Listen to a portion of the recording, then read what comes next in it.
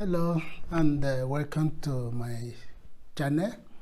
My name is Tim, and in this short video I want to take you through the important topic bordering on CPR, cardiopulmonary resuscitation, which is a life-saving skill performed on somebody who is unconscious, somebody who is not breathing, and there is no pulse.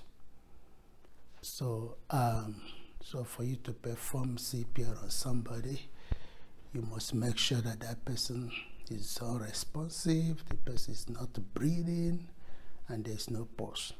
Okay?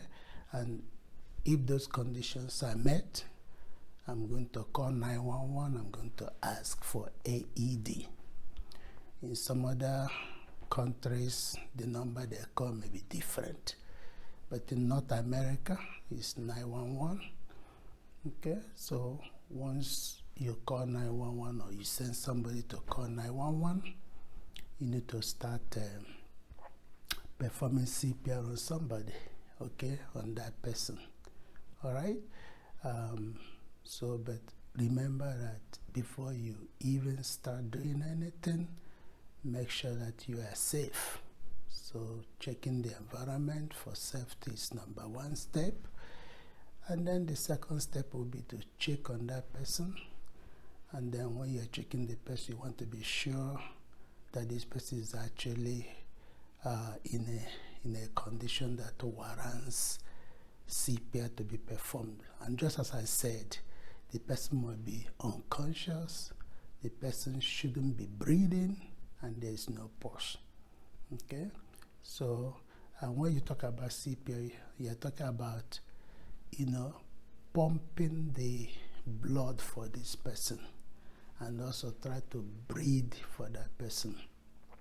Normally, the pumping of blood is the fundamental responsibility of the heart, and the heart does it very well.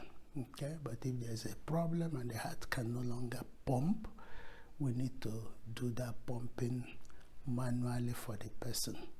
And also, that the lungs would always get in oxygen and they expel carbon dioxide. But when the lungs are not working, we need to do the breathing for that person as well. And that is essentially what CPR is about.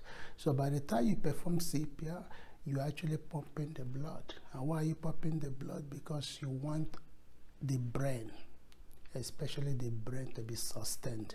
Because the brain cannot last beyond a few minutes without oxygen. So if the brain is deprived of oxygen for a few minutes, it will die, and that's the end. Okay, so when I pump, when I compress, we call it chest compression, and then I'm actually pumping the blood for this person.